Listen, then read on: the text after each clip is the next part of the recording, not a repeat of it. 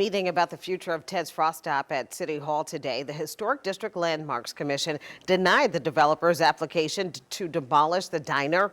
This comes after facing major pushback from some uptown residents who pleaded their case to the commission today. WDSU reporter Alyssa Gomez was in that meeting. Alyssa, does this mean that the project is dead?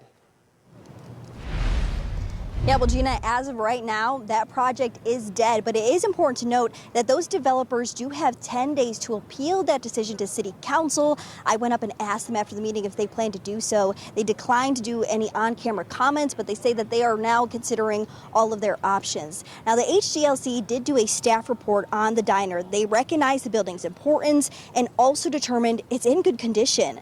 And several of the people in opposition to the demolition were at today's meeting. Many of them also attended a meeting with the developers on Monday at the diner.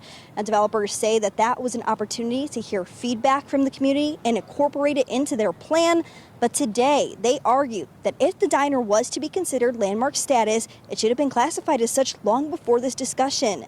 It was a packed house for today's meeting. Again, many of them in opposition. One neighbor even directly addressed the commission, saying, "You're the only thing that stands between Ted's and the wrecking ball." But if we think that cultural significance alone is sufficient as it relates to any long-standing business, again, I think we should just spend the next year going through the list of all of the businesses and all of the interesting pieces and parts that add up to maybe we should let people know we're going to protect those things. Matthew Robert made a point that no one tried to preserve Frost Top before this project. I just want to point out that preservation is often reactive, not proactive, meaning it often takes the threat of a demolition is exactly what pushes landmarks to become historical.